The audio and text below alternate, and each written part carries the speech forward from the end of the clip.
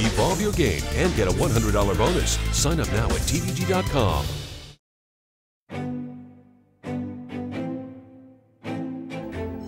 And away they go. Beholder is let loose, and Beholder is now clear by 4 with a 16th to go. Beholder putting on a memorable performance under Gary Stevens. Beholder never gave them a chance in the distaff. Wins it easy. Pleasant surprise to me also that a 2-year-old filly, even a champion 2-year-old filly, could come along and mature so fast and look like she would be able to beat older mares in the distaff.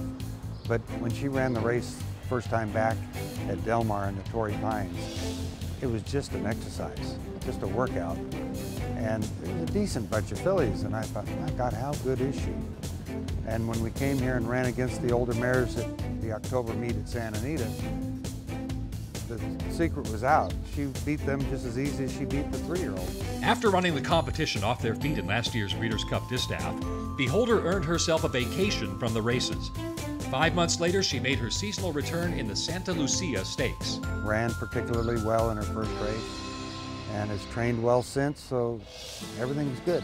But you can just sit back and enjoy the moment here, because this filly is poetry in motion. She's absolutely cantering in.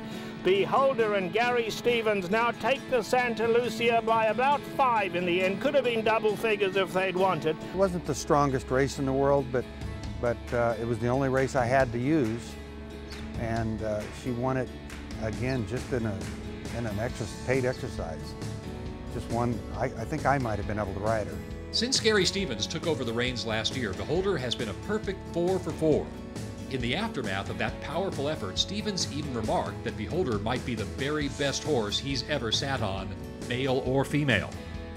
While Beholder has been dominant at Santa Anita, winning 7 of her 8 starts, she now ventures into uncharted waters for the $1 million Ogden Phipps Stakes at Belmont Park. It's going to be a little bit deeper water in New York. Woody Stevens once said those buildings get pretty tall when you cross the Hudson, so we'll try and remember that, and we'll be there to give it our best. Among her rivals will be last year's Breeders' Cup Distaff runner-up Close Hatches, as well as Princess of Sylmar, who defeated Beholder in the 2013 Kentucky Oaks. Despite the loaded field, Mandela remains confident, knowing just how rare of a talent his filly is. She is very special, and you know the old saying, one horse of a lifetime, doesn't even hold up. Not everybody gets a horse like this in their lifetime.